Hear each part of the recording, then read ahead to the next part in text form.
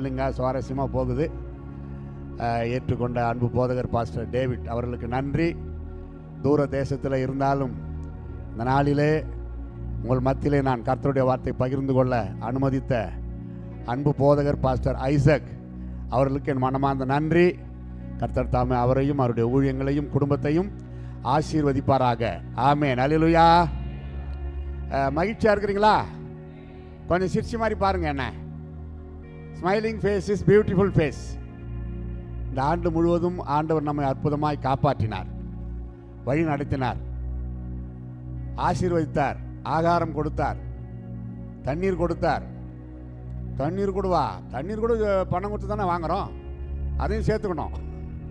இலவசமாய் கிடைத்தாலும் அதற்கும் கர்த்தருக்கு ஸ்தோத்திரம். எல்லாவற்றுக்காக கர்த்தருக்கு ஸ்தோத்திரம். அப்படி தான் ஸ்தோத்திரம் பண்ணி கொண்டே இருக்கணும். இந்த வருஷம் முடிகிற வரைக்கும் உங்கள் உலக பிரகாரமான வேலைங்க, வீட்டு வேலை காரியங்கள், மற்றவங்களோடு ஓவராக பேசுகிற காரியங்கள் நிறுத்தி ஆண்டவரோடு ஆலயத்திற்கு வந்து போகிறது மட்டுமல்ல, பிரியமானவர்களே, வீட்டிலே அடிக்கடி ஜெபம் பண்ணு, வேதத்தை எடுத்து தியானம் பண்ணுங்க. வரப்போகிற ஆண்டிற்கு அது உங்களுக்கு மிகவும் ஆசீர்வாதமாக இருக்கும். பார்க்குறாரு ஆண்டவர். புத்தாண்டு ஆசீர்வாதத்திற்காக யார் யார் ஊக்கமாக ஜெபிக்கிறாங்க, தன்னை ஆயத்தப்படுத்தி கொண்டிருக்கிறார்கள். இந்த ஆண்டு காணப்பட்ட குறைகள், தடைகள், பலவீனங்கள் எல்லாவற்றையும் அறிக்கையிட்டு விட்டுறணும்.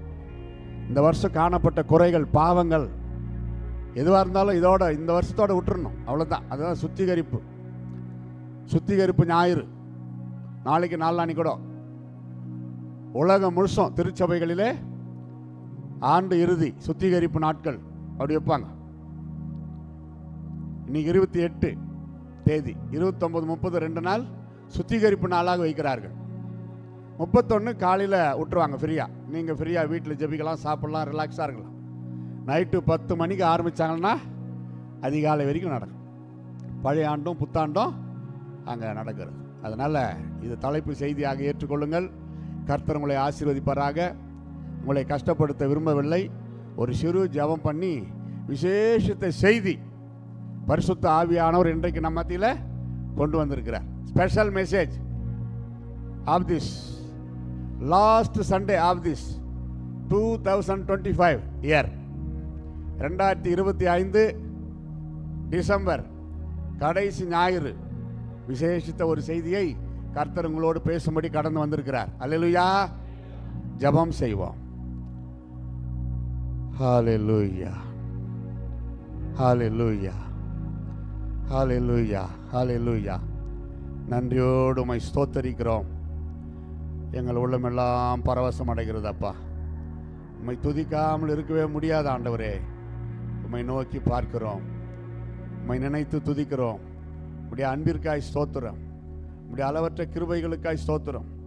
இப்பொழுதும் ஆண்டவரே, இந்த திருச்சபையிலே கொண்டு வந்த அடிமை சேர்த்து உம்முடைய வார்த்தை பகிர்ந்து கொள்ள நீர் கொடுத்த கிருபைக்காக கோடா கோடி ஸ்தோத்திரம், ஸ்தோத்திரம், ஸ்தோத்திரம், ஸ்தோத்திரம். ஆண்டவரே, இந்த செய்தி எங்களுக்கு மிகுந்த ஆசீர்வாதமாக இருப்பதாக. இந்த வார்த்தை, ஆதியிலே வார்த்தை இருந்தது, அந்த வார்த்தை தேவனாக இருந்தது, அந்த வார்த்தை தான் இயேசுவாக இந்த பூமிக்கு வந்தார் என்று நாங்கள் பார்க்கிறோம். இயேசுவே வார்த்தை.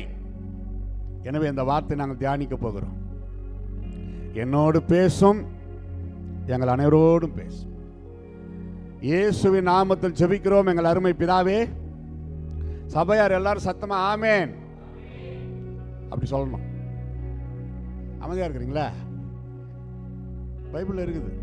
சபையார் எல்லாரும் ஆமேன் என்று சொல்லுவார்களாக. என்ன அர்த்தம்? அப்படியே ஆக கடவுது. அடுத்தது ஜெபம் முடிந்தது என்ற அர்த்தம். அடுத்தது வெளிப்படுத்தல் 8 படிக்கிறோம். ஆமேன் என்கிறவர் சொல்லுகிறதாவது. இயேசு கிறிஸ்துக்கு எவ்வளோ பேர் இருக்குதுல்ல? எவ்வளோ பேர் இருக்குதுல்ல பைபிள்ல? இம்மானுவேல், வல்லமையுள்ள தேவன், ஆலோசனை கர்த்தா, இப்படி நிறைய. ஆனால் ஆமேன் என்கிறது இயேசுக்கு ஒரு பேருன்னு நிறைய பேருக்கு தெரியாது. ஆமேன் என்கிறவர் சொல்லுகிறதாவது அப்படி வரும். அப்ப நீங்க ஆமேன் அப்படி சொன்னாவே இயேசு உங்ககிட்ட வராரு. அல்லேலூயா சொல்லுங்க. ஆமேன். செய்திக்கு போலாம். எல்லாரும் எடுத்து வைத்துக் கொள்ளுங்கள். கொலோசையர், காலங்காத்தால் அங்கே இங்கே உங்களை கஷ்டப்படுத்தாம எல்லாரும் கொலோசையர் 3ஆம் அதிகாரம் எடுத்து வைத்துக் கொள்ளுங்கள். அதில் இருந்து ஒரு விசேஷத்தை செய்தி பரிசுத்த ஆவியானவர் நம் மத்தியில் பேசும்படி கடந்து வந்திருக்கிறார். Praise the lord, praise the lord, praise the lord. கொலோசையர் 3ஆம் அதிகாரம் 15வது வசனம். தேவ சமாதானம் உங்கள் இருதயங்களில் ஆழக்கடவது, இதற்கென்றே நீங்கள் ஒரே சரீரமாக அழைக்கப்பட்டீர்கள், நன்றி அறிதல் உள்ளவர்களாயும் இருங்கள். அருமையான ஒரு வார்த்தை. இந்த ஆண்டு முடிக்கும் தருவாயில் நமக்கு ஆலோசனையாக ஆண்டவர் சொல்லுகிற ஒரு காரியம், நல்லா படிக்க படிக்க இன்பமான ஒரு வார்த்தை இது. The peace of God, தேவ சமாதானம், the peace of God overrule in your heart. overrule, ஆளக்கடவது. பெற்றுக்கொள்ளுகிறது வேற, தேவ சமாதானத்தை பெற்றுக்கொள்ளுகிறது வேற. அது ஆர்டினரி, சாதாரண ஒரு காரியம். தேவ சமாதானம் நம் இருதயங்களில் ஆழக்கடவுது என்று ஸ்பெஷலாக எழுதுறார். அதோட விட்டாரா, இதற்கென்றே நீங்கள் ஒரே சரீரமாக அழைக்கப்பட்டீர்கள். We are the one body of Christ. We are one body of church. ஒரே சரீரம்னு வரும். அது 3 காரியம் இருக்குது. ஒரே சரீரம், நானும் என் ஆண்டவரும் ஒன்றாய் இருக்கிறோம். எனக்குள் இயேசு வாழ்கிறார். என் இரத்த ஓட்டத்திலே, என் ஆத்துமாவிலே, என் சிந்தனையிலே, என் சரீரம் முழுவதும் இயேசு கிறிஸ்து வாழ்கிறார். நானும் என் இயேசுவும் ஒன்றாக இருக்கிறோம். ஒரே சரீரம். 2வது ஒரே சரீரம் கிறிஸ்துவின் சபை. அதாவது இந்த திருச்சபையிலே நாம் ஒரு அங்கமா இருக்கிறதுனால ஒரே சரீரம். இதற்கென்றே நீங்கள் ஒரே சரீரமாக அழைக்கப்பட்டீர்கள். 3வது கணவன் மனைவி ஒரே சரீரம். இந்த 3 காரியங்களை ஆண்டவர் பரிசுத்த வேதத்தில் எழுதியிருக்கிறார். பழைய ஏற்பாட்டில் தேவனாகிய கர்த்தர் அவர்கள் இருவரும் ஒரே சரீரமாக இருக்கிறபடினால் மனிதன் பிரிக்க கூடாது என்றார். இயேசு கிறிஸ்து பாருங்க, உலக நியமப்படி அவர் ஒரு பேச்சுலராக வாழ்ந்தார். உலகத்தில் அவருக்கு திருமணம் ஆகலை. அப்போ பரலோகத்தில் இருக்குதா? இருக்குது அவருக்கு கல்யாணம். ஆட்டுக்குட்டியானவரின் திருமண விருந்து. அது எப்படின்னா, உலக பிரகாரமான திருமணம் நடக்குதே, அந்த மெத்தடு கிடையாது. அது ஏன் அப்படி வச்சாங்க? ஆட்டுக்குட்டியானவரின் கல்யாண விருந்துன்னு. உலகத்தில் ஒரு மணவாளன், ஒரு கணவன் தன் மனைவி எவ்வளவு அன்பாக நேசிக்கிறாரோ அந்த வகையை ஒப்பிட்டு தான் நான் உங்களை நேசிக்கிறேன், அப்படி போல நான் உங்களை நேசிக்கிறேன் என்று ஆண்டவரே அந்த குடும்பத்தை வச்சு தான் அங்கே மணவாளனா நம்மளுக்கு மாறுறாரு. அந்த அன்புக்காக தான். அதுக்கு வேறு அர்த்தம் கிடையாது. ஆவிக்குரிய அர்த்தம் தான் அதுக்கு அர்த்தம். உலக பிரகாரமான காரியம். கணவன் மனைவி இந்த உலகத்தில் வாழ்ந்து பிள்ளைகளை பெற்று வளர்த்து ஆளாக்குறாங்களா, அந்த மெத்தட் அங்கே கிடையாது. கணவன் தன் மனைவியை எப்படி நேசிக்கிறாரோ, மனைவி பரிசுத்த வேதத்தில் தேவனாய் கர்த்தர் சொன்னபடி உன் ஆசை உன் புருஷனை சுற்றி வரும், சுற்றி இருக்கும். மனைவி ஆசைப்படலாம், புருஷன் மேலே எப்பவுமே ஆசைப்படலாம், அது பரிசுத்தன்றார். கணவர் தன் மனைவின் மேல் கசந்து கொள்ளாமல் நேசிக்கணுன்றார். அப்படி போல அந்த ஒரே சரீரம். இயேசு கிறிஸ்து சொல்லிட்டார் பார்த்தீங்களா மத்தேயுவில், அவர்கள் இருவரும் ஒரே சரீரமாய் இருக்கிறார்கள். அப்போ தம்பதியரை இயேசு எவ்வளோ நேசிக்கிறார் பாருங்கள். புத்தாண்டில் கணவன் மனைவி உங்களுடைய அன்பை அதிகரிக்கணும். வயது ஆகலாம், ஆசை 60 நாள், மோகம் 30 நாள், அவ்வளோதான். ஆனால் உண்மையான தெய்வீக அன்பு மரண பரியந்தம் நமக்குள்ள கணவன் மனைவிக்குள்ள இருக்க வேண்டும். உண்மையான அன்பு. அதற்கு மோகமோ இச்சையோ பலனை எதிர்பார்த்தோ அது கிடையாது. மனைவிக்கு பலவீனமா கணவர் ஆதரவாக இருக்கணும், கணவருக்கு பலவீனமா மனைவி ஆதரவாக இருக்கணும். கசந்து கொள்ளக்கூடாது. புருஷர்களே உங்கள் மனைவி மேலே கசந்து கொள்ளாதீர்கள். ஏன் அப்படி எழுதினாரு? கசந்து கொள்ள வேண்டிய சில சூழ்நிலைகள் வரும், மனைவினாலே சில பிரச்சனைகள் வரும். அப்படி சிரிச்சுட்டு அதை மன்னிச்சு விட்டுடணும். அப்புறம் உட்கார வச்சு கொஞ்சம் ஆலோசனை சொல்லலாம். அப்படி இருக்கக்கூடாதுமா அப்படியெல்லாம் சொல்லலாம். அது அன்பான குரலில். இயேசு கிறிஸ்துவாக இருந்தால் எப்படி சொல்லுவார்? மகளே, உன் பாவங்கள் மன்னிக்கப்பட்டது, நான் உன்னை ஆக்கினைக்குள்ளாக தீர்க்க மாட்டேன், சமாதானத்தோடு போ, இனிமே இந்த பாவத்தை செய்யாதன்னார். அதே போல தான், சரிம்மா நான் மன்னிச்சிட்டேன், இனிமே இந்த மாதிரி தவறு செய்யாத அப்படி சொல்லி ஜெபம் பண்ணணும். அவ்வளோதான். சிலர் எடுத்துக்குவாங்க, பார்த்தீங்களா, பிரச்சனை பெருசாக்கிடுவாங்க. அப்படி இருக்கக்கூடாதுன்றார். அப்போ அடிப்படை, கிறிஸ்தவத்தின் அடிப்படை நன்றாக கவனியுங்கள். நம்முடைய கிறிஸ்தவ வாழ்க்கை வெற்றியுள்ள ஒரு வாழ்க்கையாக இருக்க வேண்டும் என்றால் அடிப்படை சுபாவம் தேவ சமாதானம், the peace of God. சாதாரண சமாதானம் அல்ல. யோவான் 14:27 சமாதானத்தை உங்களுக்கு வைத்து போகிறேன், என்னுடைய சமாதானத்தை உங்களுக்கு கொடுக்கிறேன். அங்க ஒரு பாயிண்ட் வச்சார் பாருங்க. ஏன்? வேற ஏதோ ஒன்று சமாதானம் கொடுக்கும், அது அல்ல. நான் கொடுக்கிறது அது அல்ல. அது எது? அடுத்தது கண்டினியூ பண்றாரு. உலகம் கொடுக்கிற பிரகாரம் நான் உங்களுக்கு கொடுக்கிறது இல்லை, உங்கள் இருதயம் கலங்காமலும் பயப்படாமலும் இருப்பதாக. அப்போ உலகமும் சமாதானத்தை கொடுக்கும், டாஸ்மாக்கும் சமாதானத்தை கொடுக்கும், விபச்சார வேசித்தனமும் சமாதானத்தை கொடுக்கும். அலையிறாங்களே மிருகத்தை போல போதை. அந்த மதுபானம் குடிக்கிறது அந்த போதை பத்தாம, you see in other countries they put injection drugs. சமாதானமா மகிழ்ச்சியா வாழ வேண்டிய மனுஷன் மனைவி பிள்ளைகளோட லீவ் விட்டாக்கா அந்த போதை ஊசி போட்டு மிருகங்களை போல் like a beast they fall down into the street corner. சாலை ஓரங்களிலே மிருகத்தை போல விழுந்து கிடக்கிறார்களே. மதிப்பு மரியாதையோட ஆபீஸுக்கு போய் வேலை செய்யறவன் லீவ் விட்டாக்கா எவ்வளவு சந்தோஷமா மனைவி பிள்ளைகளோட இருக்கலாம். நல்லா பிரியாணி செஞ்சு சாப்பிட்டு பசங்க கூட சந்தோஷமா ஒரு என்டர்டைன்மெண்ட், நல்லா பசங்களோட விளையாடி பாருங்க. அதை மாதிரி ஒரு மகிழ்ச்சி எதுவுமே கிடையாது. சில வீட்டில் பார்த்துக்கிறீங்களா, பசங்க வருவாங்க, அப்பா என் கூட விளையாடுங்க. யார் கூட விளையாடுறது விவஸ்தை இல்லை, தப்பு. உங்கள் பிள்ளைகளுக்கு நீங்கள் தான் ஹீரோ.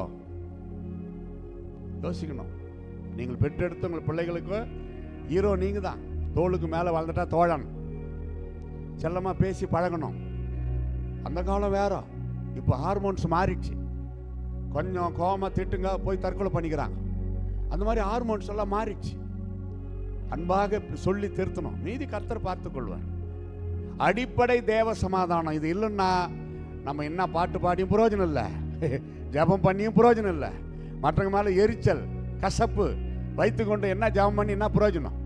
தப்பு, விட்டு விடு. தேவ சமாதானம் இதை பாழாக்கக்கூடிய, இந்த தேவ சமாதானத்தை பாழாக்கக்கூடிய காரியங்கள் இதே அதிகாரத்தில் பவுல் எழுதுகிறார். இன்னும் நம்ம எப்படி இருந்தா நம்ம வாழ்க்கை வெற்றிகரமாய், how can we live victory life in spiritual way? உங்கள் இருதயங்களில் இந்த தேவ சமாதானம் ஆண்டு கொள்ள தடையாக இருக்கிற காரியங்களை நம்ம இயேசுவின் நாமத்தில் விரட்டி அடிக்கணும். பிளஸ் பாயிண்ட், நல்ல சுபாவங்களும் இதில் இருக்குது இந்த அதிகாரத்தில். அது என்னன்னு நம்ம பார்க்க போறோம். எல்லாம் எடுத்துக்கிட்டீங்களா? பாருங்க. கொலோசையர், இனி கொலோசையர்னு சொல்ல மாட்டேன், 3ஆம் அதிகாரம் என்றும் சொல்ல மாட்டேன். அதுல இருந்து தான் பிரசங்கமே. வசனம்னு சொல்லுவேன். அந்த நம்பர் பார்த்தா போதும்.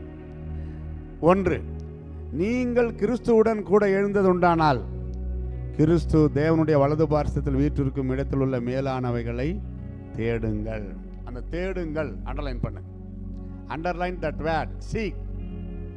Seek first of all the kingdom of God, then all will be provided unto you. மேலானதை தேடு. இந்த வருஷம் விட அடுத்த வருஷம் உங்கள் பொக்கிஷம் எங்கே உண்டோ அங்கேதான் உங்கள் இருதயம் இருக்கும். இயேசு சொன்னார். பணத்தை சேர்த்து சேர்த்து சேர்த்து வச்சிங்கன்னா கவனமெல்லாம் அதில் தான் இருக்கும்.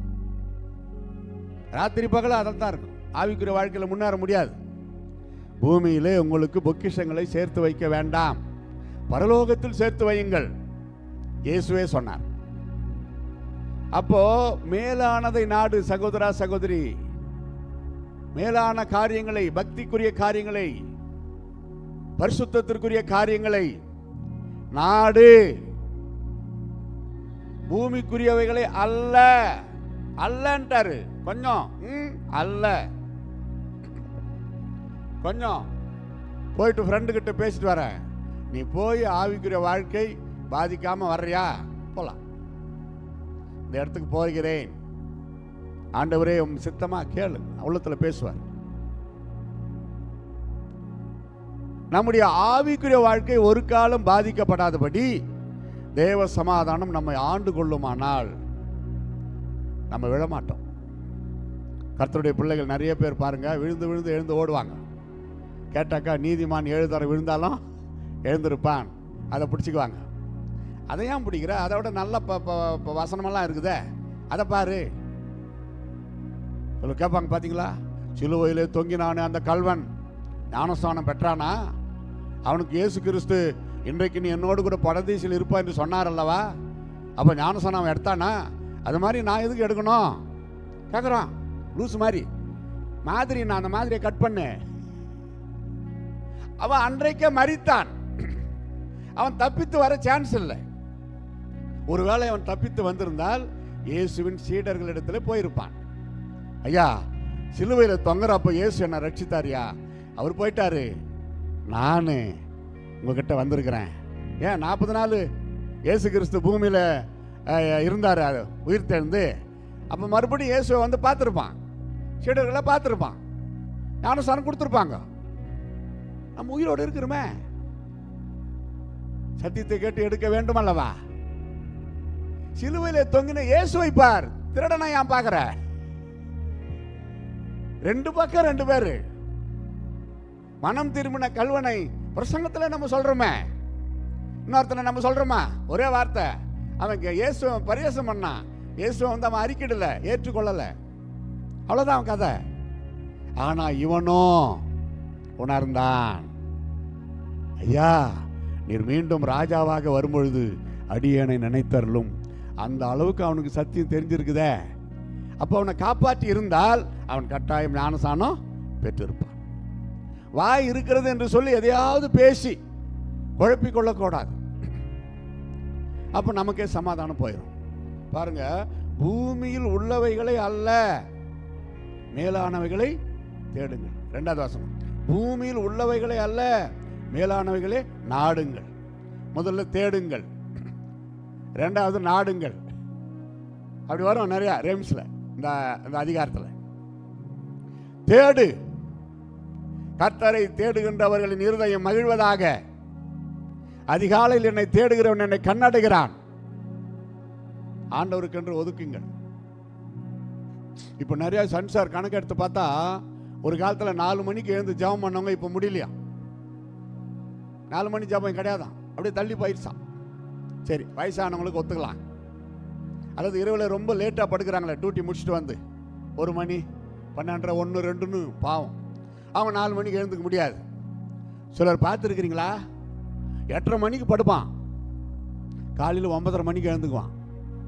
என்னன்னா, கர்த்தர் தமக்கு பிரியமானவங்களுக்கு நித்திரை அளிக்கிறாராம். நித்திரை அளிக்கிறான்னு தான் இருக்குது, 12.5 மணி நேரம் நித்திரை அளிக்கிறாருன்னு இல்லை, 6 மணி நேரம். ஒரு மனிதனுக்கு சுகமான வாழ்க்கை 6 மணி நேரம். அதுக்கு அதிகமாக போனால் 1 மணி நேரம் வச்சுக்கோ. வயசு என்ன மாதிரி வயசானவங்க ஒரு 7-8 மணி நேரம் கொடுத்தவங்களா. 67 வயசு ஆகுது எனக்கு. இன்னைக்கு மட்டும் 5 இடத்துல பேச போறேன், இதுதான் ஃபர்ஸ்ட். அல்லேலூயா சொல்லுங்க. அப்போ நீங்க நெடு முழங்கால் படிட்டு ஜெபிக்க கற்றுக்கொள்ளணும். ஃபர்ஸ்ட் எடுத்த உடனே நான் பலவீனம் முட்டி வலிக்கு நீங்களே யோசனை பண்ண உக்காந்துடக்கூடாது. First you straight kneel down, straight kneel down.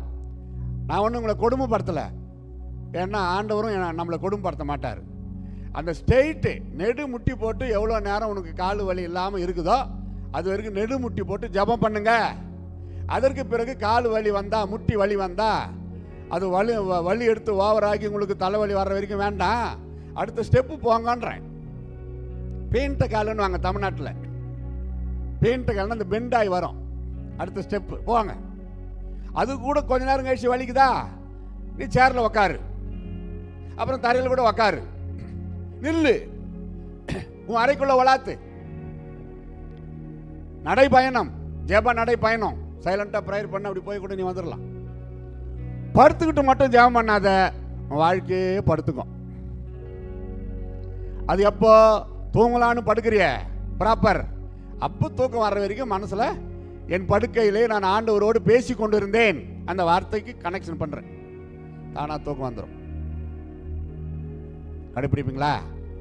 நிறைய போதனை இருக்குது. நான் இதை வச்சு நான் இந்த கொலோசையர் 3ஆம் அதிகாரத்தை வைத்து பேச ஆரம்பித்தால் சாயங்காலமும் விடியற்காலமும் ஆகி 3ஆம் நாள் கூட ஆகிடும். இப்போ நான் போனோமே, ஊழியர் சொல்லிட்டார், எங்கே போனாலும் அந்த ஊழியருக்கு நான் கீழ்ப்படிவேன், சொன்ன நேரத்தில் முடிக்க மனமின்றி முடிப்பேன். விட்டா நைட்டு 6 மணி வரைக்கும் நான் பேசினே இருப்பேன். சாயந்தரம் இன்னும் கொஞ்ச நேரம் விட்டா காலையில், மறுநாள் காலையில், நாளைக்கு 6 மணி வரைக்கும். ஆமாம், 48 வருஷம் பிரசங்கம் பண்ணுங்கிறேன். எவ்வளோ பிரசங்கம் இருக்கு என் வாயில் பாருங்க. எல்லாருக்கும் ஆண்டவரே ஒரு பிரசங்கத்தை எனக்கு தாருங்கப்பா, நான் தியானம் பண்ணுறேன், ஜெபம் பண்ணுறேன், எனக்கு ஒரு செய்தியை தாருன்னுவாங்க. எனக்கு என்ன பிரச்சனைன்னா, இருக்கிற செய்தியில் நான் எதை கொடுக்கறது அதை தான் தேடுவேன். மைண்டில் ஹார்ட்டுக்குள்ளே ஃபோல்டர் பண்ணி வச்சிருக்கிறேன். அதில் ஆண்டவர் காட்டுவார், அதை எடுத்து அதுக்கு அந்த சூழ்நிலை, கால சூழ்நிலைக்கு ஏற்ற மாதிரி ஆண்டவர் அங்கே பேசுவார். அதனால்தான் வேதத்தை தியானம் பண்ணுங்க. முதலாவது தேவ சமாதானம் உங்கள் இருதயங்களை ஆழக்கடவது. அப்படி ஆண்டு கொள்ளணும்னா முதலாவது தேடுங்கள். எதை? மேலானதை தேடுங்கள். ரெண்டாவது பாருங்க, பூமியில் உள்ளவைகளை அல்ல மேலானவைகளையே நாடுங்கள். அந்த ஆர்வ கோளாறுன்னுவாங்களே, அது கரெக்டு தான்றேன். ஆர்வ கோளாறு, ஆண்டவர் மேல ஒரு ஆர்வ கோளாறு, பரிசுத்தத்தின் மேல ஒரு ஆர்வ கோளாறு, பரிசுத்தத்தின் மேல் நான் ஒரு நோயாளி. அந்த ஏக்கம், ஆசை இருக்கணும். இப்போ நம்ம விரும்பி, புருஷர்கள் விரும்பி சாப்பிட்றத மனைவி கண்டுபிடிச்சி அவங்க செய்து கொடுக்குறாங்க சில டைமில். அப்போ எவ்வளோ சந்தோஷமாக சாப்பிட்றோம். அம்மா ரொம்ப சந்தோஷம், நான் விரும்பி சாப்பிட்றத செஞ்சுருக்கிறேன், பாராட்டுறீங்களா இல்லையா? மனைவி செய்து கொடுக்குறத சாப்பிட்டு பாராட்டணும். தீர்மானம் பண்ணுங்க, இதெல்லாம் அடுத்த வருஷத்தில் இதெல்லாம் கடைப்பிடிக்கணும். லப லப லப லபான்னு சாப்பிட்டு போயினா இருப்பார். ஒன்றுமே சொல்ல மாட்டார். ஐயா, அவங்க கேட்கா காட்டி கூட அவங்க உள்ளம் கேட்கும், அத்தான் சாப்பிட்டாரு, ஒன்றுமே சொல்லலையே, அருமையாக இருக்குதுமா, கீரை குழம்பு ரொம்ப சூப்பராக இருக்குது, மட்டன் பிரியாணி ரொம்ப அருமையாக இருக்குது, அப்படியெல்லாம் பாராட்டணும். ஒரு வேளை நல்லா இல்லாவிட்டால் கூட நல்லா இருக்குதுன்னு சொல்லிடணும். நான் 40 வருஷமாச்சு கல்யாணம் ஆகி, அப்படி தான் சொல்லுங்கிறேன். எப்படி நல்லா இருக்குதுமா, அப்போ அவங்களுக்கு ஒரு உற்சாகம், இன்னும் நல்லா செய்வாங்க. ஃபர்ஸ்ட் கிளாஸ் கேட்டரிங் சர்வீஸ் அப்படி ஆயிடுவாங்க. 5வது வசனம் போலாம். ஆகையால் திஸ் இஸ் நெகட்டிவ், விபச்சாரம், அசுத்தம், மோகம், துர்இச்சை, விக்கிரக ஆராதனையான பொருளாசை ஆகிய இவைகளை பூமியில் உண்டு பண்ணுகிற உங்கள் அவயவங்களை அழித்து போடுங்கள். தேடுங்கள், நாடுங்கள், போடுங்கள், அப்படி வரும் அந்த அதிகாரத்தில். இதான் அதில் speciality. spoil and cut off this negative character, because this all negative character God hates. எவ்வளவு பயங்கரமா இருக்குது பாத்தீங்களா? திரும்ப வாசிக்கலான்னு விரும்புறேன். விபச்சாரம், அசுத்தம், மோகம், பாருங்க படிக்கிறதுக்கு எவ்வளவு பயங்கரமா. துர்இச்சை, அதாவது லஸ்ட் திங், விக்கிரக ஆராதனைன்றவன். நான் தான் இயேசுகிட்ட வந்துட்டேன், நான் விக்கிரக ஆராதனை பண்றதில்ல, சிலைகளை நான் வழிபடுறதில்ல, நான் இந்துவாக இருந்தப்போ கும்பிட்டேன் பல சிலைங்களை, ஆனால் ஏசப்பா கிட்ட வந்தப்போ நான் விக்கிரக ஆராதனை பண்ணுறதில்லன்னு சொல்கிறாங்களே. விக்கிரக ஆராதனை ஆகிய பொருளாசை, நகை ஆசை, மெட்டீரியல்ஸ் லவ்விங். 1 தீமோத்தேயு 6:10 கொடுக்குறாரு. the loving of money is root of all evil things. பண ஆசை எல்லா தீமைக்கும் வேறா இருக்குது. தேவ மனிதனை இவர்களை விட்டு ஓடு, பண ஆசையை விட்டு ஓடு. பணம் அல்ல, பணம் எல்லாவற்றுக்கும் உதவும், பணம் நல்லதுக்கு உதவும். சுவிசேஷம் அறிவிக்க பணம் தேவை, வீடு கட்ட பணம் தேவை. அப்படி நல்ல காரியத்திற்கு பயன்படுத்துகிற பணத்தை பற்றி அங்க அல்ல. பண ஆசை, பண ஆசை எப்போ பாரு அதை ஆசைப்படக்கூடாது. கர்த்தர் கொடுக்கிற ஆசீர்வாதம் அவருக்கு பிரியமா பயன்படுத்தி பாருங்க. நம்ம உடம்புக்குள்ள பண ஆசை நம்ம இதயத்துக்குள்ள வரக்கூடாது. அதை கண்டுக்கவே கூடாது. கொடுத்துடணும், அப்படி எடுத்து கொடுத்துடணும். எளியோருக்கு கொடுக்கணும், ஏழை எளிய மக்களுக்கு கொடுக்கணும். தசம்பா காணிக்க உங்க சொந்த ஸ்தல சபையில் கொடுக்கணும். அதான் பைபிள் படி. விசுவாசிகளுக்கு அது ஒரு கட்டளை. தசம பாகம் சர்ச்சில் தான் கொடுக்கணும்னு எங்கே இருக்குது பைபிளில்? ஒருத்தன் கேட்டான், யூடியூப்பில் பார்த்தேன் நான். அதை ஒரு தாத்தா பேசுகிறார், தசம பாகம் சர்ச்சுக்கு தான் கொடுக்கணும்னு சொல்லி எங்கே எழுதியிருக்குது பைபிளில் அப்படின்னு. நான் போட்டு விட்டேன், தசம பாகம் சர்ச்சுக்கு கொடுக்கக்கூடாதுன்னு எங்கே எழுதியிருக்குதுன்னு போட்டு விட்டுனேன். நிறைய பேர் அதுக்கு என்ன பாராட்டி இருக்கிறாங்க. ஐயா நீங்கள் போட்டது ரொம்ப கரெக்டாக தான் இருக்குதுயா. விசுவாசி வேற எங்கே கொடுக்கணும்? ஆவிக்குரிய ஆகாரம் அளிக்கிற, உங்களை சத்தியத்தில் நடத்துகிற, உங்களுக்கு எதனா ஒரு பிரச்சனை வந்தால் ஜெபிக்கிற, போதகருடைய நீங்கள் போய் பங்கு பெறுகிற, ஐக்கியப்படுகிற, அப்பம் பிற்கிற உங்களுடைய ஸ்தல சபையில் தான் தசம்பாகம் காணிக்க கொடுக்கணும். இதுதான் ஒரு ஒழுங்கு, விசுவாசிகளுக்கு ஒரு ஒழுங்கு. பைபிள்லே சொல்ல, பைபிள் இருக்குது, பைபிளே எழுதப்படாவிட்டாலும் அது ஒழுங்கு அப்படி தான் வரும். அப்படி பார்த்தா பைபிளில் எழுதியிருக்கிறது எல்லாத்தையும் நம்ம கடைபிடிக்கிறோமா? யோசிங்க. பைபிள் எழுதப்பட்டது எல்லாத்தையும் நம்ம கடைபிடிக்கிறோமா? இட்லி சாப்பிடலான்னு பைபிள் இருக்குதா? அந்த வார்த்தையே இல்லையா பைபிளில்? இட்லி சாப்பிட்றோமா இல்லையா? ஒரு நாளைக்கு 3 வேளை சாப்பிடணும்னு பைபிள் இருக்குதா? இல்லையே. சாப்பிட்றோமா இல்லையா? 4 வேளை கூட சாப்பிட்றோமா? என்ன சொல்ல, ஒரு சிலர் இருக்கிறாங்க 5 வேளை போட்டுக்கிட்டே இருக்கிறாங்களா? பைபிள் இருக்குதா? இல்லையே. பொதுவான காரியங்கள் எல்லாத்துக்கும் பைபிளில் தேடக்கூடாது. அது ஆண்டவர் ஏற்கனவே ஃபிக்ஸட் பண்ணிட்டார். 3 வேளை பசி எடுக்கிற மாதிரி ஆண்டவர் நம்ம வயிறை மாற்றிட்டார். அதுக்கெல்லாம் ஆண்டவரே பசிக்கிறது சாப்பிட்டோமா கேட்குறீங்களா? சாப்பாட்டை ஆசீர்வதி. அந்த பசியில் இருந்து தான் நம்ம உபாசம் இருந்து ஜெபிக்கிறோம். சிலர் சொல்லுவாங்க, ஐயோ உபாசமா, என்னால் பசி தாங்க முடியாத. உபாசம் இருந்தால் பசி எடுக்க தான் செய்யும், அதையும் தாங்கி கொண்டு இருக்கிறோமே, அதுதான் உபாசம். அதை வெறுத்து பாருங்க, இந்த கெட்ட சுபாவங்களை அழித்து போடுங்கள், கொஞ்சம் வச்சிருங்க அப்படின்னு இல்லை பாருங்க. கட் அவுட், வெட்டு, தூக்கி தூரத்தில் போடு. இருக்கட்டும், பரவாயில்ல, உபாசம் போட்டு ஜெபிக்கலாம். இல்லை, நீ வெட்டி போட்டு அப்புறம் ஜெபம் பண்ணன்றாரு. சில காரியங்களை சில விசுவாசிகள் பாவம் செய்து கொண்டே, கர்த்தருக்கு பிரியமான காரியங்களை செய்து கொண்டு ஜெபம் பண்ணி கொண்டு கிடப்பார்கள். ஆண்டவரை ஏமாற்ற முடியுமா? அல்லேலூயா சொல்லிட்டா, பிரைஸ் தி லார்ட் சொல்லிட்டா, ஆவியில நிரம்பி ஜெபம் பண்ணிட்டா, அது பழகிடுச்சு. பாவத்தை வைத்துக்கொண்டு என்னதான் துதித்தாலும் அது கர்த்தரை ஏற்க மாட்டார். நம்ம துதிக்கலாம், அது போய் சேர்ந்தா அதான் டவுட்.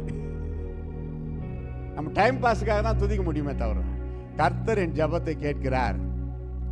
ஐயா 4 மணி நேரம் ஜெபிக்கிறேன், 8 மணி நேரம் ஜெபிக்கிறேன், நான் 12 மணி நேரம் ஜெபத்தில் இருக்கிறேன், நான் அதிகாலையில் எழுந்து ஜெபிக்கிறேன், 6 மணி நேரம் ஜெபிக்கிறேன், தேசத்துக்காக ஜெபிக்கிறேன். மகளே மகனே, இவ்வளோ ஜெபிக்கிற நீ, இவ்வளோண்டு ஜெபிக்கிற உன்னிடத்தில் நான் விரும்பாத இந்த காரியம் இருக்கிறது, இதை நீ வைத்துக்கொண்டு ஜெபித்து கொண்டிருக்கிறபடினாலே நீ பரலோகம் வர முடியாது என்று ஆண்டவர் சொன்னால் அதை விட்டுவிட வேண்டும் அல்லவா? பாவமும் பரிசுத்தமும் ஒன்றாக இதயத்தில் இருக்க முடியுமா? முடியாது. அது எப்போ போயிடுச்சு? சவுல் ராஜாவை விட்டு பரிசுத்த ஆவியானவர் எப்போ போயிட்டாரு? அவர் நினைச்சிருந்தார் இருக்குதுன்ட்டு. இல்லை, அவர் எப்போ போயிட்டாரு? நிறைய பேருடைய வாழ்க்கை இப்படிதான் இருக்குது. எப்போ போயிட்டாரு? பரிசுத்த ஆவியானவர் எப்போ போயிட்டாரு? செய்த பாவத்துக்கு இன்னும் பரிகாரம் தேடல, மனம் வருந்தல, அதுக்காக உபாசம் போட்டு ஜெபிக்கல. அடுத்த வருஷம் வரத்துக்குள்ள அதை நிறைவேற்று, விட்டு விடு. இதுதான் இல்லை, இதுல எழுதப்படாத பாவம் எவ்வளோ இருக்கலாம். கிறிஸ்துமஸ் முடிஞ்சிருச்சு, புத்தாண்டு வரப்போகுது, ரெண்டுத்துக்கு இடையில நம்ம இப்ப இருக்கிறோம். இந்த வருஷம் இருந்த கோபம், எரிச்சல் அடுத்த வருஷம் இருக்கவே கூடாது. அல்லேலூயா சொல்லுங்க. கிறிஸ்துமஸ் போயிடுச்சு, விடுங்க. புத்தாண்டு வரத்துக்குள்ள யாரு மேல உங்களுக்கு கோபம் இருக்குது, 1/2 கிலோ ஸ்வீட் வாங்கிட்டு போய் கொடுங்க.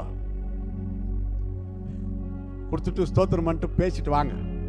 ஐயா அவங்களுக்கு ரொம்ப சுகரு, கேக்கு ஸ்வீட்டெல்லாம் வாங்கிட்டு போய் கொடுத்தாக்கா என்னால் குடும்பமே ஸ்பாயில் ஆயிரும்னு நினைக்கிறீங்களா? 1 கிலோ பாவக்காய் வாங்கிட்டு போய் கொடு. அவங்கள ரொம்ப நேசிப்பாங்க. என்னம்மா இதை வாங்கிட்டு வந்துக்கிற? அக்கா என்னக்கா அப்படி சொல்கிறீங்க? உங்கள் வீட்டில் எல்லாருக்கும் சுகரு, இதை செஞ்சு சாப்பிடுங்கன்னு சொல்லுங்க. ஆரம்பிச்சிருங்க பிரசங்க அன்னைக்கே. அவங்களுக்கு ஒரு பெரிய சந்தோஷமாயிரும். பாகற்காய் கசக்கும், ஆனால் அதுதான் உடம்பு நல்லது. ஆனால் சுபாவம் கசப்பாக இருக்கக்கூடாது. சுபாவம் கசப்பாக இருக்கக்கூடாது. அதுதான் உடம்புக்கும் உள்ளத்துக்கும் கெட்டது. கசப்பான சுபாவம், வெறுப்பாக பேசுறது. அவங்க மூஞ்ச பார்த்தாவே தெரியும், வெறுப்பாக பேசுவாங்க. முகத்தை பார்த்தாவே தெரியுமே, அன்பே இருக்காது அங்கே. அப்படியே சுடுன்னு இருப்பாங்க, கோபமாக இருப்பாங்க, உருன்னு இருப்பாங்க. உருன்ற சத்தம் பன்றிகளுக்கு தான் அந்த சவுண்டு வரும். பன்றி முகத்தை பார்த்தீங்களா? அகலவாட்டில் இருக்காது நம்மள மாதிரி, அது கூரா இருக்கும். அதுக்கேற்ற மாதிரி இது எப்படி கத்துது? உர். பன்றியை பார்த்து யாராவது நீ அழகா இருக்கிறாய் என்று சொல்ல முடியுமா? சொல்ல முடியாது. பன்றியின் மூக்குள்ள பொன் மூக்குத்திக்கு சமானம். மாறுபாடாய் நடக்கிற அழகுள்ள சிறியா இருந்தாலும் அந்த அழகு பன்றியின் மூக்குள்ள பொன் மூக்குத்திக்கு சமானம். அழகு பெரிதல்ல, ஆண்டவருடைய பரிசுத்த வாழ்க்கையில நாம் வாழ்கிறோமே அதுதான் அழகு. அல்லேலூயா சொல்லுங்க. நமக்கு அழகு ஆண்டவர் தான். ஒருத்தர் பாடினார், என்னை அழகாக்க இயேசு தன் அழகை இழந்தார். இந்த அழகு போதும். கண்ணாடி முன்னாடி டெய்லி நின்று பார்க்குறப்போ சொல்லுங்க, நீங்க இனிமேல்ட்டு இந்த அழகு போதும். இப்போ சொல்லி பிராக்டிஸ் பண்ணுங்க, இந்த அழகு போதும். வாயில குழக்கட்டையா வச்சுருக்கிறீங்க, நான் தானே கற்றுக் கொடுக்குறேன். சொல்லுங்க, இந்த அழகு போதும். இப்போ வருது பாருங்க சவுண்டு. கொஞ்சம் எதுனா போட்டாதான் போடு. யோசிக்கணும். கண்ணாடி முன்னாடி நின்னீங்கன்னா, தேவனாகி கர்த்தர் அவருடைய சாயலாக என்னை படைத்தார் அப்படி சொல்லி ஸ்தோத்திரம் பண்ணணும். உங்களை பார்த்து நீங்களே சிரிக்கணும்.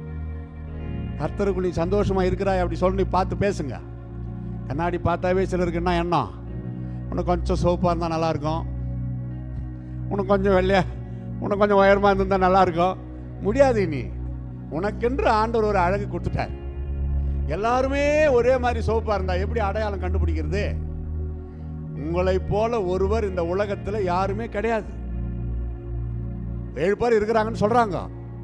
ஆனால் அதை நல்லா எல்லாருமே அந்த 7 பேரை நிற்க வச்சு பாருங்க, ஏதாவது கொஞ்சம் வித்தியாசம் இருக்கும். அதுலேயும் கொஞ்சம் வித்தியாசம் இருக்கும். பேச்சில் வித்தியாசம் இருக்கும். ஒரே மாதிரி பேச மாட்டாங்க. 7 பேரும் இருக்கலாம் ஒரே மாதிரி.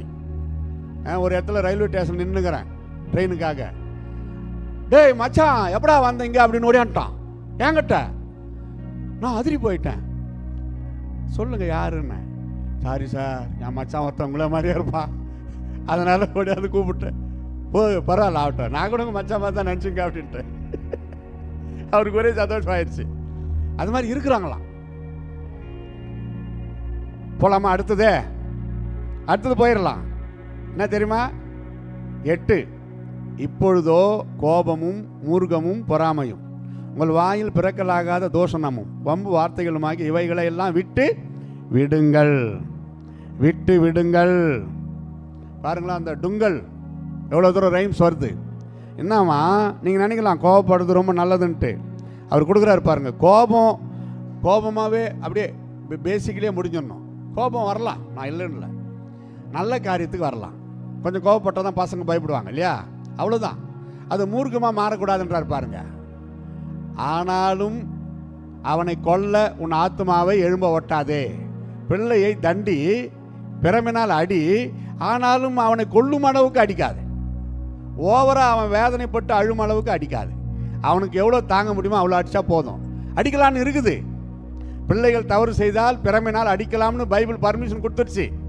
அந்த கொம்பை காட்டி கூட பயமுறுத்தி வைக்கலாம். அடிக்க சொல்லிட்டாருன்னு சொல்லி அடிச்சுனே இருக்கக்கூடாது. அந்த பயபக்தி, அப்பா கோவம் தான் நான் அடிச்சிருவேன் சொன்னா போதும். அடிச்சிட்டிங்கன்னு வச்சுங்க, ஓஹோ இந்த தப்புக்கு இத்தனை அடி பார்த்துக்கலான்ட்டு போயின்னா இருப்பான். வாங்கினா பரவாயில்லன்ட்டு. அப்படி அல்ல, அன்பினால தான் வளர்க்கணும். கோபம் அதிகமானால் அது மூர்க்கம் ஆகிடும். ஜெயிலில் போய் பாருங்க. பெங்களூரில் ஜெயிலில் நான் ஒரு முறை ஊழியத்துக்கு போயிருந்தேன். ரொம்ப நாளாக எனக்கு ஜெயிலுக்கு போகணுன்னு ஆசை. சந்தர்ப்பம் கொடுத்தாரு ஆண்டவர். ஒரு பாஸ்டர் மூலமாக ஜெயிலுக்கு போனேன், பெங்களூர். ஊழியம் செய்கிறதுக்கு தான். எல்லாம் பைபிள் தவிர எல்லாத்தையும் அவங்க வாங்கி வச்சுக்குவாங்க. செல்ஃபோனு, பர்ஸு, வாட்சு எல்லாம் எடுத்து வச்சுக்குவாங்க. இந்த இடத்துல கை மேலே ஒரு சீல் போட்டுருவாங்க. அங்கே போயிட்டு ஊழியம் செஞ்சுட்டு வெளியே வர வரைக்கும் அதை அழியாமல் பார்த்துக்கணும். போனால் இந்த பக்கம் சகோதரிகள் அங்கே நம்ம போகக்கூடாதுன்ட்டாங்க. இந்த பக்கம் பிரதர்ஸ் ஏரியா அண்டர் கிரவுண்டில் ஒரு 200 பேர் உக்காந்துக்கிறாங்க. முன்கூட்டியே தகவல் கொடுத்துட்டுக்கிறாங்க. என் பிரசங்கத்தை கேட்கறதுக்கு இந்த மாதிரி ஒருத்தர் வராருன்னு சொல்லி அவளாக காத்துனுக்கிறாங்க. பரலோகத்தை பற்றி பேசினேன். வேணும் ஜெயிலு கைதிகளுக்கு நான் என்ன பண்ணுறது? பரலோக மோட்சத்தை பற்றி பேசி அங்கே போகணுன்னா இயேசுக்கிட்ட வாங்க, அவர் கொடுக்குற ரட்சிப்பை பெற்றுக்கொள்ளுங்கள் அப்படி சொன்னேன். முக்காபாக முன்னாடி ஓடியாந்து அழறாங்க. ஐயா, என்னை தூக்கு போட்டால் கூட பரவாயில்லையா, நான் இயேசுக்கிட்ட வந்துட்டேன், என் பாவத்தெல்லாம் இயேசு மன்னிச்சிட்டாரு, நீங்கள் ஜெபிக்கிறப்ப. நல்ல ரிசல்ட்டு. பிரைஸ் லார்ட், அல்லேலூயா. அப்போ அவங்க என்ன சொல்கிறாங்க, இப்போ நான் மரித்தாலும் நான் ஏசப்பா கிட்டே இருப்பேன். அது சரி, எப்படி எதுக்காக வந்தீங்க, என்ன தப்பு பண்ணீங்கன்னு கேட்டேன். அவங்க அங்கே ஒன்று சொன்னாங்க. அதில் பெருவாரியான கொலை கேஸ் தான். அவங்க சொல்கிற ஸ்டேட்மெண்ட்டை என்னை ஆச்சரியப்பட வைத்தது. என்ன சொல்கிறாங்க அவங்க? கோபம் சொல்லுங்க, விட்டுட்டதுனால மூர்க்கமாகி ஒரு எரிச்சல் ஆகி வைராகியமாகி கொலை பண்ணிட்டேன். இப்போ அதுக்கு தான் இந்த சப்ஜெக்ட் எடுத்தேன். வசனத்துக்கு ஏற்ற காரியம் பாருங்க. அப்போ கோபத்தை விட்டு விடுன்றாரு. கோபம் கொண்டாலும் பாவம் செய்யாதீங்க. சூரியன் பாருங்க, அன்னுக்கு சந்தர்ப்பம் கொடுக்கிறாரு, இன்னும் சலுகை கொடுக்கிறாரு. சூரியன் மறைவதற்குள் உங்கள் எரிச்சல் தனியே கடவுது செட்டில் ஆயிரும். அதுக்காக கோபம் வரணும்னு நான் சொல்லலை, வரக்கூடாது. ஒருவேளை வந்துட்டா சூரியன் மறைவதற்குள் உங்கள் எரிச்சல் தனியே கடவுதுன்னு அர்த்தம். நிறைய அர்த்தம் இருக்குது அதில். அதுக்கப்புறம் உங்கள் மாலை நேரம், உங்கள் இரவு நேரம், உங்கள் இரவு ஜபம் ரொம்ப அருமையாக இருக்கும். அதுக்கு தான் அப்படி கொண்டாடுறாரு. அப்படின்னா காலையிலேருந்து சண்டை போடலாம் அப்படி அர்த்தமா? இல்லை, அப்படி அர்த்தம் இல்லை. என்னதான் ஆனாலும் அவர் சலுகையாக கொடுக்குறாரு. மாலை சூரியன் மறைவதற்குள் உன் எரிச்சல் தனியே கடவுது, அவ்வளோதான். அப்போ மாலைக்கு மேலே குடும்பமாக எல்லாம் ஒன்றா சேர்றாங்க. குடும்பத்தில் குடும்ப ஜபம், பாட்டு ஜபம் இருக்கும், சாப்பாடு ஒன்றா உட்காந்து சாப்பிடுங்க. கோபத்தோடு பெட்டுக்கு போகாதீங்கன்றார்.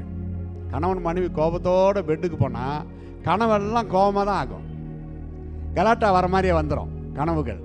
நம்ம என்ன சிந்திக்கிறோமோ அது கனவாக மாறும். நம்ம ரொம்ப என்ன சிந்திக்கிறோமோ அது டேப் பண்ணி வைக்குது நம்முடைய மூளை நரம்புகள். மூளையினுடைய வேலை அதான், அது கனவாக மாறும். கனவு வர்றதுக்கு பல காரணங்கள், இது ஒன்று. அப்போ இதை விட்டுருங்கன்றார் பாருங்க.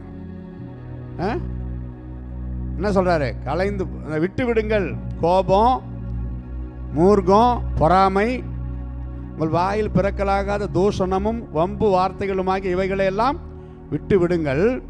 9, ஒருவருக்கொருவர் பொய் சொல்லாதிருங்கள், பழைய மனுஷனையும் அவன் செய்கைகளையும் கலைந்து போடுங்கள்.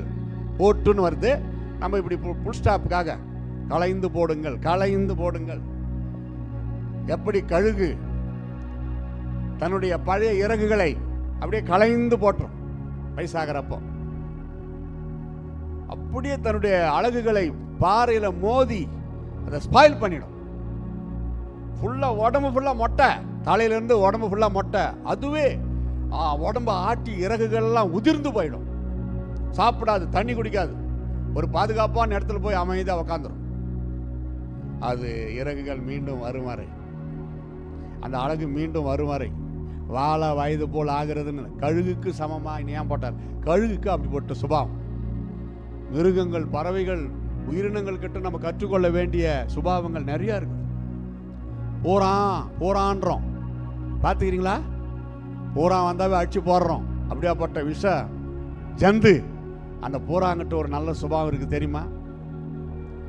அதுக்கு பிரசவம் நேரிட்டால், அந்த குட்டியெல்லாம் பிறந்ததும் இதுங்க எங்கே போய் சாப்பிடும், எங்கே போய் இதுங்கெல்லாம் தேடும்னு சொல்லி தன் உயிரையே அது தியாகமாக கொடுக்குறான்.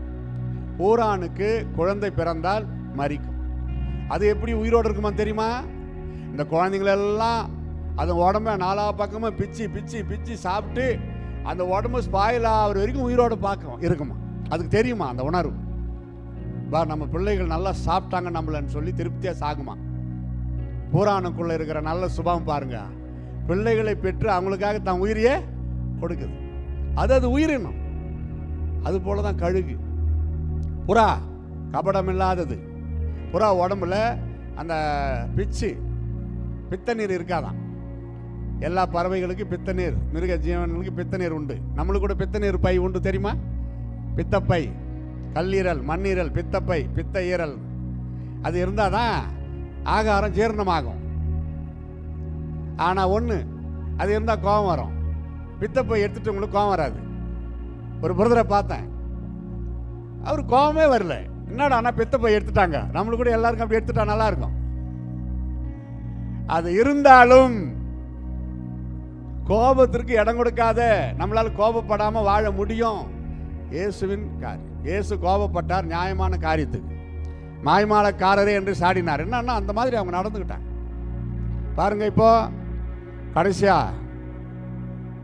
அப்படி கொண்டு போறாரு. முதலாவது தேடுங்கள், 2 நாடுங்கள், அப்புறம் அழித்து போடுங்கள், அப்படியே வாங்க விட்டு விடுங்கள், கலைந்து போடுங்கள். அப்புறம் பார்த்தீங்க அப்படியே ஃபாலோ பண்ண வாங்க. எங்கே வருது அந்த மாதிரி ரைம்ஸ்? மன்னியுங்கள் 13. ஒருவரை ஒருவர் தாங்கி ஒருவர் பேரில் ஒருவருக்கு குறைபாடு உண்டானால் கிறிஸ்து உங்களுக்கு மன்னித்தது போல நீங்களும் ஒருவருக்கொருவர் மன்னியுங்கள். இங்கே மன்னியுங்கள். மன்னிப்பில் தான் நம்ம சமாதானமே இருக்குது. அவங்க மன்னிப்பு கேட்கலேன்னு நீங்கள் நினைக்கலாம். நல்லா தெரிஞ்சுங்க, என்னை வேதனைப்படுத்தினவர்கள் மன்னிப்பு கேட்காத நான் எப்படி மன்னிக்கிறதுன்னு நினைக்கலாம். 2 மன்னிப்பு இருக்குது. அவங்க மன்னிப்பு கேட்பதற்கு முன்னாடியே நீங்கள் அவர்களை உள்ளத்தில் மன்னித்து விட்டேன் ஆண்டவரே, அவர்கள் எனக்கு இப்படி பண்ணினார்கள், நான் மனப்பூர்வமாய் மன்னித்து விட்டேன் என்று நீங்கள் சொல்லணும் ஆண்டவர்கிட்ட. நம்ம நன்மைக்காக, நம்ம ஆசீர்வாதத்திற்காக, நம்ம படபடப்பு நீங்க, நம்ம சமாதானமாக இருக்க. இயேசு கிறிஸ்துவை சிலுவையில் அறைந்தார்களே, அவர்கள் மன்னிப்பு கேட்டார்களா? இல்லை. ஆனாலும் இயேசு சொன்னார், பிதாவே இவர்களுக்கு மன்னியும், தாங்கள் செய்கிறது என்னதென்று அறியாது இருக்கிறார்களே. மன்னிப்பு கேட்டாங்களா? இல்லையே. அசைமொழி, கேலி செய்தார்கள். நீ தேவகுமாரன் என்பது உண்மையானால் சிலுவையில் இருந்து இறங்கி வா. எவ்வளோ பரியாசம். இறங்கி வந்துட்டாரா வீராப்பா? இல்லையே, சிலுவையிலே தான் தொங்கியிருந்தார்.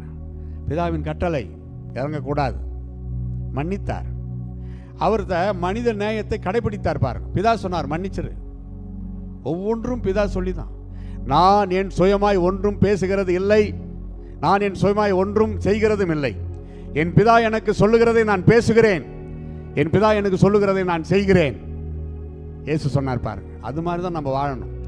ஆண்டவர் சொல்லாததை, ஆண்டவர் ஏவாததை நாம் பேசிவிடக்கூடாது. அப்புறம் மனம் பதறி பேசினேன், சாரி, நான் நல்லா தான் நினச்சின்னு இருந்தேன், ஆனால் வார்த்தை தெரியாமல் வாயில் வந்துருச்சு. சிலர் சொல்லுவாங்க பார்த்தீங்களா, அம்மா வார்த்தை வாயில் தான் வரும், மூக்குலையா வரும்? யோசிக்கணும் பேசுறதுக்கு முன்னாடி. பேசுவதற்கு முன்னாடி 10 முறை யோசி, இது ரைட்டா? புருஷனுக்கு என்ன சொன்னா கோவம் வரும்னு தெரிந்த ஏன் அந்த வார்த்தையை யூஸ் பண்றீங்க? அப்புறம் ஏன் அடி வாங்குறீங்க? அப்படியே ஆவிக்குரிய வாழ்க்கை தரம் கெட்டு போனதற்கு காரணம் உங்க பேச்சு தானே. மனிதனை மிருகமாக்கி அடிக்க வச்சது யாரு? அதுக்கப்புறம் இவனெல்லாம் ஒரு புருஷனா அடிக்கிறான். அப்போ பேசந்து யாரு? கடினமான வார்த்தை பேசுறப்போ புருஷனுக்கு கோவம் வருமா வராதா? வரும். ஒரு அம்மா அழுதுன்னு ஓடி வந்தாங்க. ஒரு இடத்துல கன்வென்ஷன் முடிச்சுட்டு, ஓப்பனர் மீட்டிங் முடிச்சுட்டு டயர்டா உக்காந்துக்கிறேன், சேர் போட்டுன்னு. அடிச்சுட்டாரியா என் வீட்டுக்காரர், என்ன அடிச்சுட்டாரியா? பின்னாடி வராரு பாருங்க கோபமா. சரிம்மா, கூல் டவுன் வரட்டும் பேசலாம். ஐயா என்னையா மனைவி எப்படி போட்டு அடிச்சிருக்கிறீங்களே? அவர் சொன்னார் பாருங்க, அதை மட்டும் நான் சொல்ல மாட்டேன். நான் சொன்னேன், இப்போ சொல்லுங்க ஐயா, நான் அடிச்சது ரைட்டா தப்பான்ட்டு அவனே கேட்டான். இன்னும் 10 அடி அடிச்சிருக்கலான்னு நானே. அப்படின்னா எந்த அளவுக்கு அந்த சகோதரி செய்திருக்கிறார்கள் பாருங்க. இப்போ வேற வழி இல்லை. அடிக்காதனால தானே, ஒன்றும் விசாரிக்காதனால, கடிந்து கொள்ளாதனால தானே அவ்வளோ ஓவரா போகுது. அப்போ பரிசுத்த ஆவியானவர் இருக்கிறான்னு சொல்லுகிற நீயே ஏன் கண்ட்ரோல் பண்ணக்கூடாது?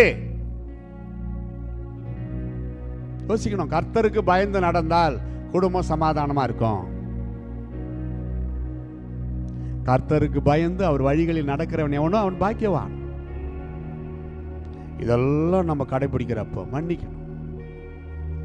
மன்னிச்சிரு மன்னிச்சிரு மன்னிச்சிரு. யாரு உனக்கு விரோதமாக பேசினாலும் துரோகம் பண்ணாலும் நீங்கள் சொல்ல வேண்டிய வார்த்தை நல்லா இருமா, அவ்வளோதான். நல்லா இருப்பா. மகாத்மா காந்தியை பாரிஸில் அவர் பாவம் அந்த ட்ரெயினில் நெரிசலில் மகாத்மா காந்தியுடைய காலு ஒருத்தர் ஷூ மேலே பட்டுடுச்சு. அவர் கிறிஸ்தவர், மகாத்மா காந்தி கிறிஸ்தவர் அல்லாதவர். அந்த ஷூ மேலே அவர் காலு பட்டுச்சு, ஷூ மேலே தான். அவன் ஷூவை கட்டி வச்சு பலார்னு அடிச்சுட்டான். பல்லு கொட்டிக்கின்னு ரத்தம் கொட்டுது காந்திக்கு. சரித்திரம். அவர் சொன்னாரு, இந்த கண்ணத்தையும் அடிப்பான்னார்.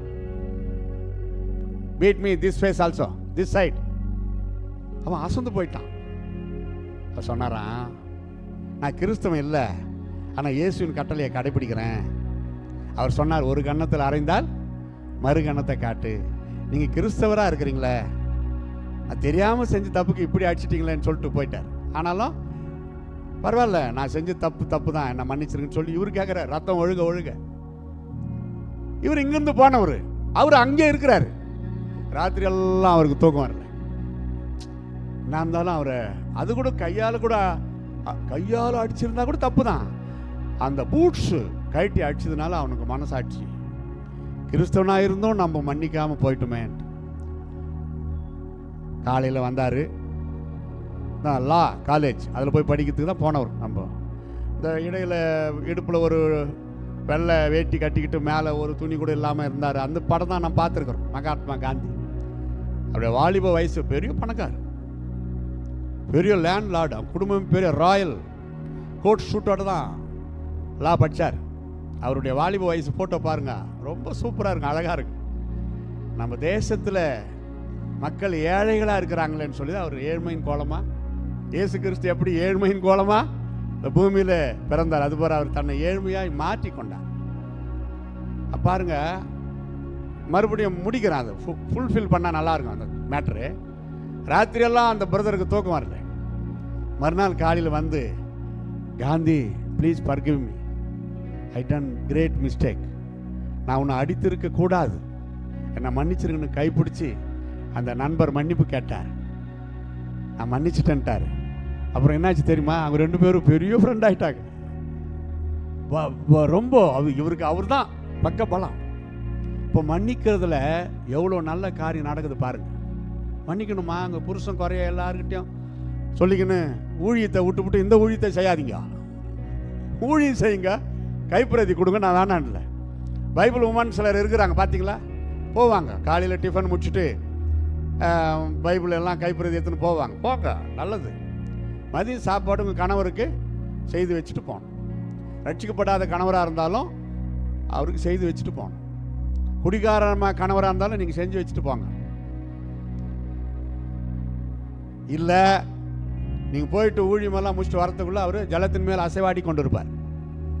ஏன்னா ரட்சிக்கப்படலையே, ஜலத்தின் மேல் அசைவாடி கொண்டு இருப்பார். புரிஞ்சிச்சா? சரி, புரிஞ்சவங்களுக்கு வாழ்த்து, புரியாதவங்க புரியாதையே போட்டோம். இப்படி எல்லாம் கொண்டு வந்துட்டு பிறகு அவர் சொல்றாரு, தரித்து கொள்ளுங்கள். 14, இவை எல்லாவற்றின் மேலும் பூரண சர்க்குணத்தின் கட்டாகி அன்பை. இந்த அன்புன்னு ஒன்று இல்லைன்னா சமாதானம் கிடையாதுயா. அங்கே ஜாயின் பண்ணிங்க. 15 லிங்க் வருது பாருங்க. 15 இப்படி ரிவர்ஸில் லிங்க் வருது பாருங்க. அன்பு. The greatest is love. God is love. Not love is God. Letter எழுதுவாங்க அந்த காலத்தில். இப்போ தான் ஃபோன் வந்துருச்சு, வாட்ஸ்அப் ப்ரேயர், நான் ஃபோனில் வாட்ஸ்அப்பில் அனுப்பிடுறேன். இப்போலாம் லெட்டருங்க வரும். மலரடிகள் எங்கள் ஊழியம் மாதத்தில் ஒரு 750 800 லெட்டருங்க வரும். படிச்சுட்டு கைப்பட பதில் எழுதுவோம், உங்களுக்கு ஜெபிப்போம். அந்த லெட்டரை காலையிலையும் ஜெபிப்போம், நைட்லையும் ஜெபிப்போம். இப்படி ஒரு வாரம் ஜெபிப்போம் அந்த லெட்டரை வச்சு. அப்புறம் அவங்களுக்கு பதில் போடுவோம். மறுபடியும் கொஞ்ச நாள் கழிச்சு கேட்போம், இப்படி ஒரு ஜெப விண்ணப்பம் அனுப்பியிருந்தீங்க, எப்படி இருக்கிறீங்கன்னு. நல்லா அதில் ஒரு லெட்ரு லவ் இஸ் காடுன்னு இருந்துச்சு.